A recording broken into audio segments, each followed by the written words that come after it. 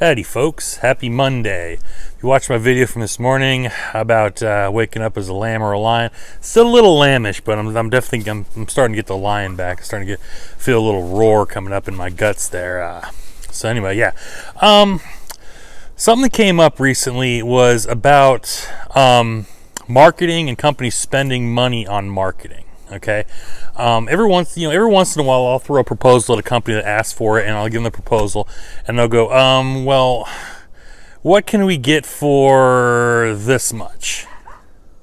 Okay, and it's usually percentage less than what the proposal is, and a lot of times I'll kind of look at them and go, I don't want to be a jerk, but this isn't buying beef by the pound. Okay, this is what I recommend for your company, and if you're marketing on scared money, you might want to rethink things or maybe better define what you feel you need before you go get an expert to give you a proposal. Okay, that's one thing.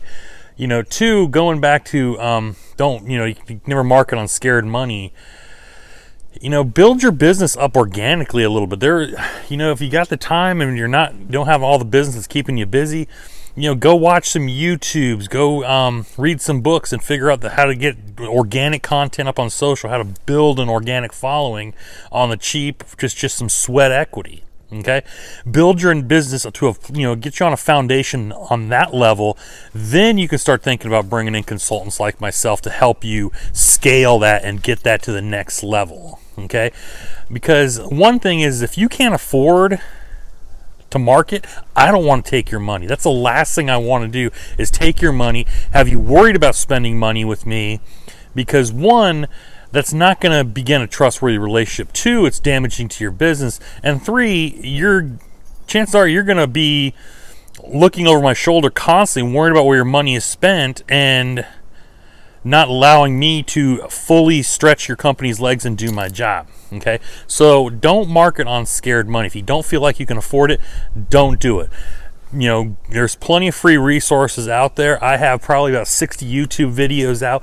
I have probably about 700 pages worth of content out, and that's just myself. Okay, you go to there's plenty of resources out there. Okay, so get yourself on a firm foundation before you start worrying about spending money. Okay, because I get a lot of small businesses that'll call me and go, how much do you charge for X? And I'll give them my quote and go, oh, well, I can only afford this much. And it's a really, really, really low amount.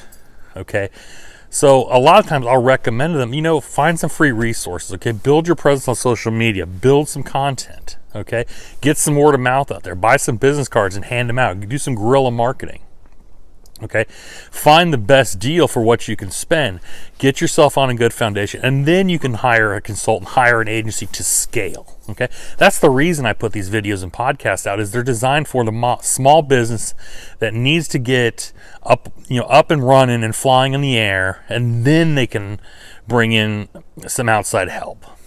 Okay, and also too, one of the things I want to piggyback with that is, I was just watching Gary Vee's Daily V video, and he was talking about just because something is there and still exists doesn't necessarily mean it's a good deal. Okay, perfect example being Yellow Pages. Okay, everybody knows, if you follow my content, everybody knows the story of how I almost brought my company to bankruptcy off of Yellow Pages ads, because they went from being a great deal, okay, to not being a good deal at all in a time of 18 months. Okay, so that's something you also want to watch for too, is if a company's saying, oh, we're going to put you on a contract for this, and then you got to kind of go, why do they want a contract? Do they have doubts about their own product, their own advertising? Okay, for example, perfect example is the Yellow Pages ad. Why are they locking me into a contract?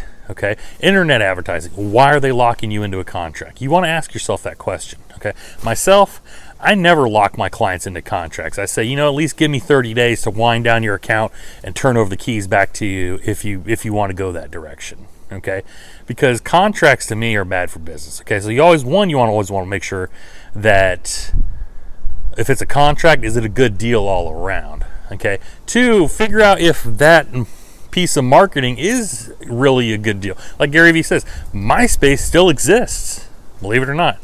Okay, you think it's a good deal to really buy into some advertising on MySpace? Probably not. And we're even getting to the point where Google Ads may not be the best deal depending on your industry and vertical.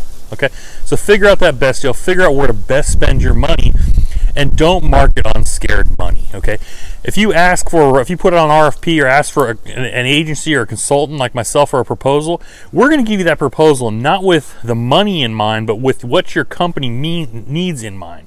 I know even my most bare bones level proposals, I put 8 to 12 hours of research in that company and that industry in there to back my recommendations.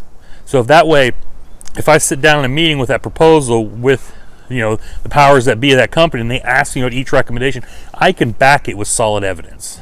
Okay, so that's kind of what gets me to the where, like, why are you asking me what you can get for this much? I've given you a proposal. This is what your company needs. So, all right, end of rant, folks. Have a happy Monday. Be happy. Be productive. Take care.